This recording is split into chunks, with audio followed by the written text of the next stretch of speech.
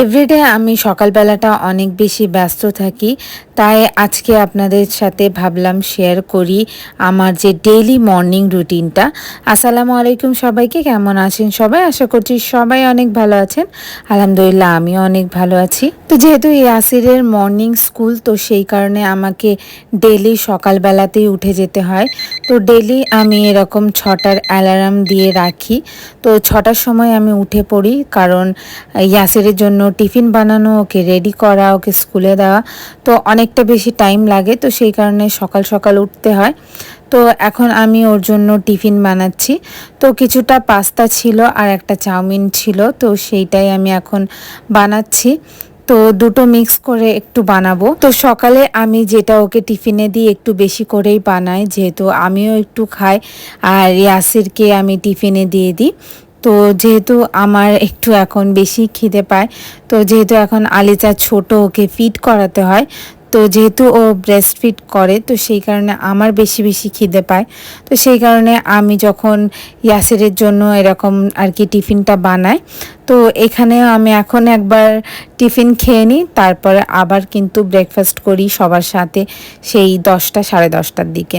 তো এখন আমি চাউমিন আর পাস্তাটা অল্প একটু নুন, তেল আর হলুদ দিয়ে আমি বসিয়ে দিয়েছি বয়েল হতে, একদম দেশি স্টাইলে আর কি এই পাস্তা নুডলসটা বানাবো। তো অল্প একটু বিনস কেটে নিয়েছি, একটু পেঁয়াজ কেটেছি আর আলু। তো আলুটাই বেশি পছন্দ করে, বিনসটা খেতে চায় না, তো তবুও চেষ্টা করি যে কোনো এক দু রকম একটু সবজি দেওয়ার জন্য। তো গাজরটা ইয়াসির খেতে পছন্দ করে, তো সব সময় থাকে না গাজরটা, তো এখন নেই বলে দিলাম না, আজকে বিনসটাই দিচ্ছি। তো এখানে আমার সবজিগুলো কিন্তু কাটা হয়ে গেছে, আর ওইখানে আমার যে পাস্তাটা আমি বয়েল করতে দিয়েছিলাম সেটাও কিন্তু ভালোভাবে সেদ্ধ হয়ে গেছে। তো এইটাকে এখন আমি ছেঁকে নেব, আর ছেঁকে অল্প একটু আমি ঠান্ডা পানি দিয়ে দিয়েছিলাম। ঠান্ডা পানিটা দিলে কিন্তু পাস্তাটা আরও বেশি ঝরঝরে হয়। তো এইগুলো করতে করতেই কিন্তু আলিজা ঘুম থেকে উঠে পড়েছে। তো ওর খিদে পেয়েছে, এখন যেহেতু আমাকে টিফিন বানাতে হবে, তারপরে স্কুলের জন্য ইয়াসিরকে রেডি করতে হবে, তো এখন যদি ওকে আমি ব্রেস্ট ফিড করাতে যাই তো অনেকটা টাইম লাগবে। তো সেই কারণে ওকে এখানে আমি ফর্মুলা মিল্ক দিয়ে দিচ্ছি। তো এটা তাড়াতাড়ি কিন্তু রেডি করে আগে ওকে দিয়ে আসবো, তারপরে কিন্তু আমি যে মানে পাস্তাটা আর কি রেডি করব। তো আলিজার জন্য কিন্তু আমি এই ফিডিং বটলটা ইউজ করি, এটা কিন্তু অ্যাফোর্ডেবল প্রাইসে কিন্তু খুবই ভালো একটা ফিডিং বটল। তো ওকে আমি খেতে দিয়ে দিয়েছি, আর ওর পাপা যেহেতু জেগে আছে, তো ও যতক্ষণ খাচ্ছে ওর পাপা একটু দেখবে। তো ততক্ষণ আমি এখন ইয়াসিরের টিফিনটা রেডি করে নেব, নাহলে কিন্তু আরও বেশি লেট হয়ে যাবে। তো এখানে যেটা বললাম, আমি পাস্তাটা কিন্তু একদমই দেশি স্টাইলে বানাবো। তো অল্প একটু তেল দিয়ে দিয়েছি, আর যে সবজিটা আমি কেটে রেখেছিলাম ওইটা কিন্তু অ্যাড করে দিয়েছি। তো ইয়াসির যেহেতু ঝাল খেতে পারবে না, তো সেই কারণে কিন্তু আমি কোনো রকম লঙ্কা অ্যাড করিনি। তো জাস্ট অল্প একটু হলুদ গুঁড়ো, জিরের গুঁড়ো, গোলমরিচের গুঁড়ো এইগুলো জাস্ট অ্যাড করছি আমি। তো এখানে আমি হলুদ গুঁড়ো আর জিরের গুঁড়ো দিয়ে আর নুন দিয়ে আগে একটু ফ্রাই করে আলুটা একটু সেদ্ধ করে নেব, নাহলে আলুটা কিন্তু কাঁচা রয়ে যাবে। তো আলুটা একটু সেদ্ধ করে নিচ্ছি। তো এখানে কিন্তু আমি কোনো রকম ডিম অ্যাড করিনি, তো যেহেতু খুবই গরম, তো ডিম বেশিরভাগ স্কুলে দিতে বারণ করে, তো সেই কারণে আমি এখানে ডিম অ্যাড করিনি।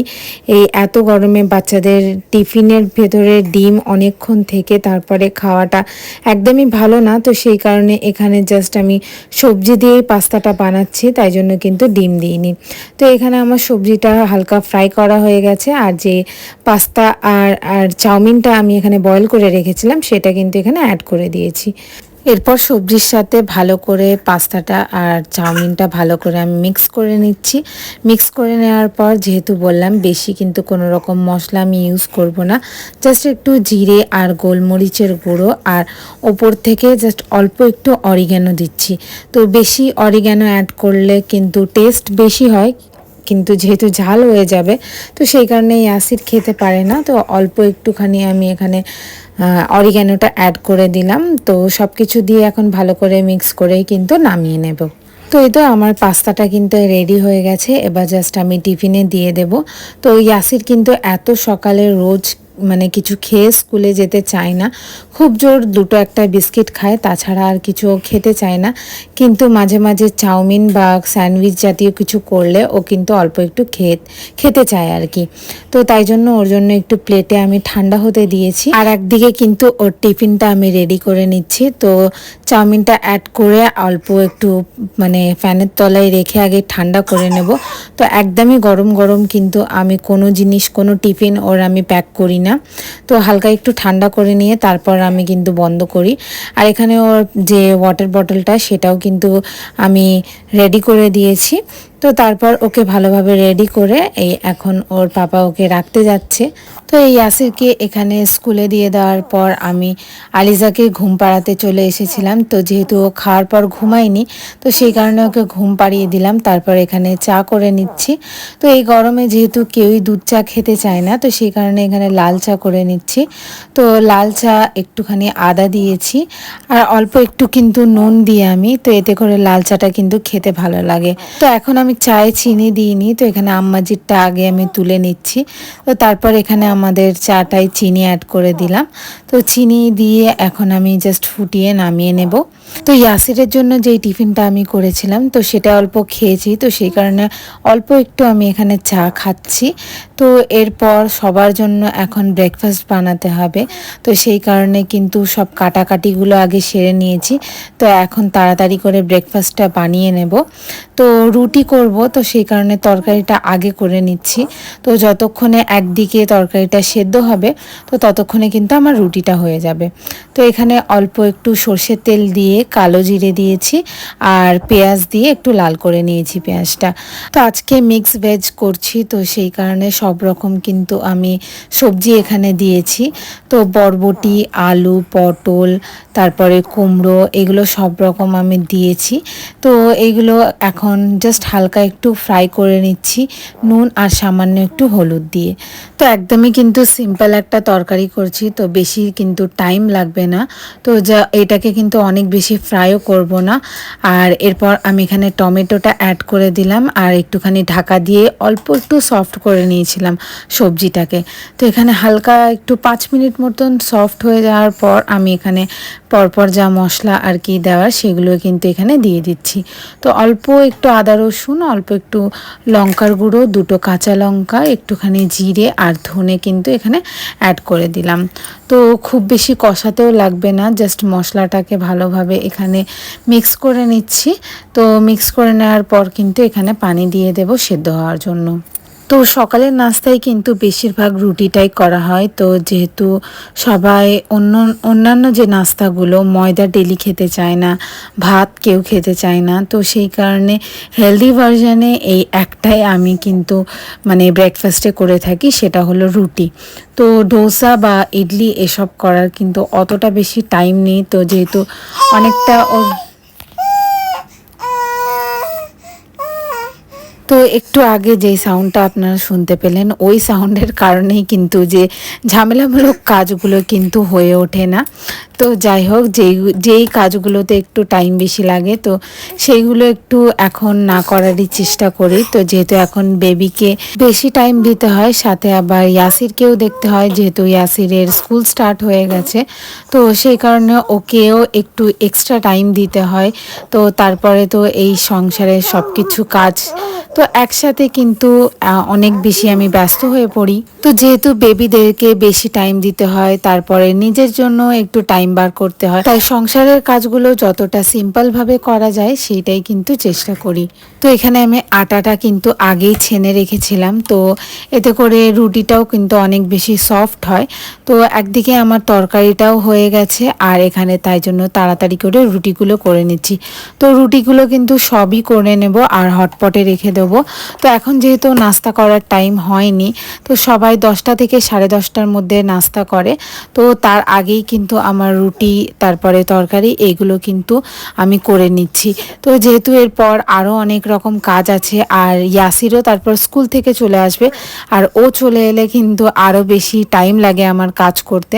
তো এখন যেহেতু ও নেই আর আলিজাও ঘুমাচ্ছে, তো চেষ্টা করছি তাড়াতাড়ি করে যতগুলো কাজ আছে সেগুলো কিন্তু সেরে নেওয়ার। তো রুটিগুলো করে নেওয়ার পর তো দেখলাম যে আলিজার ওয়াইপসটা শেষ হয়ে গেছে, তো সেই কারণে আমি এখানে ব্লিঙ্কিটে অর্ডার করেছিলাম।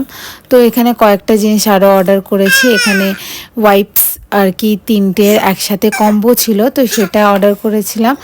আর এখানে সাবানের যে কয়েকটা আর কি প্যাক কম্বো ছিল সেইটা এখানে অ্যাড করেছিলাম। আর একটা এখানে এই যে অমৃতঞ্জনের যে রোল অন সেটা কিন্তু আমি অ্যাড করেছিলাম।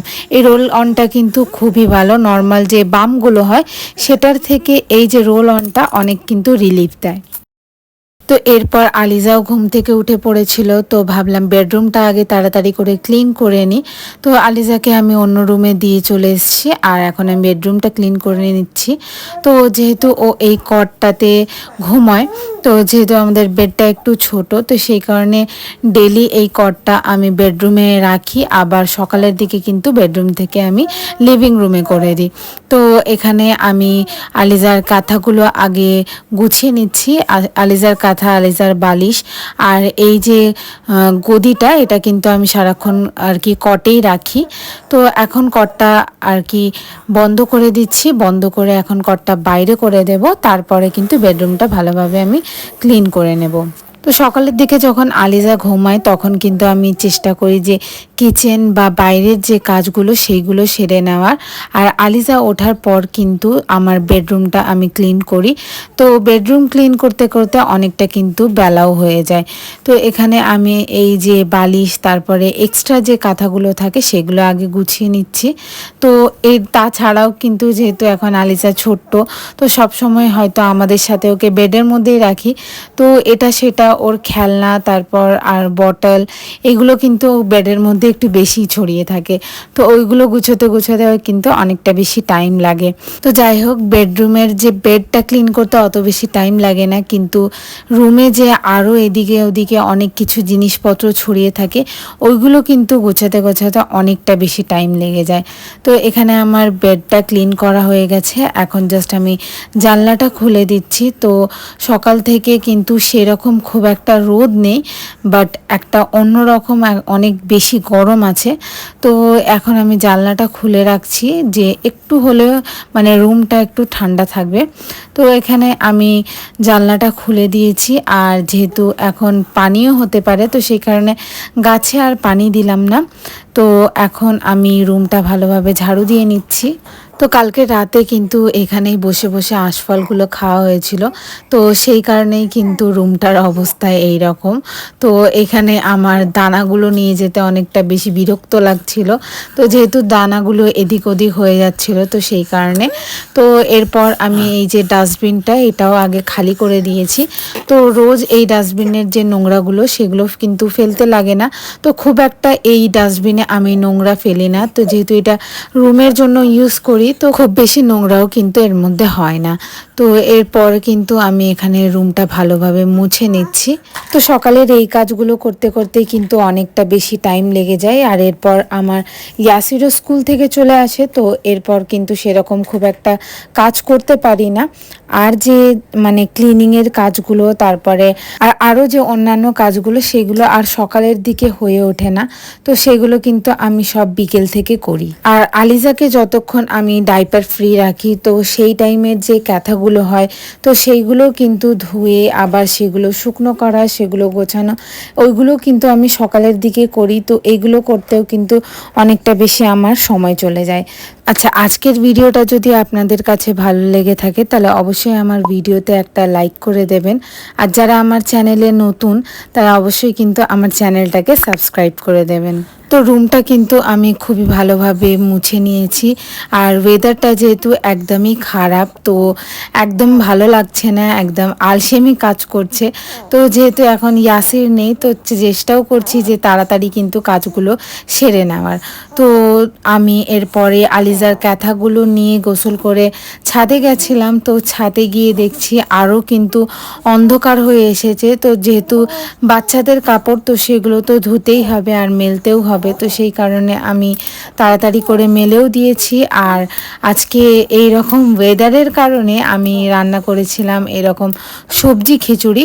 তো গরম গরম সবজি খিচুড়ি আর আলুর ভর্তা, আর সাথে কয়েকটা আমি এখানে পাঁপড় ভেজে নিচ্ছিলাম। যাই হোক, শুধু আজকে না, এরকম বেশ কিছুদিন ধরেই কিন্তু এরকম ওয়েদার যাচ্ছে।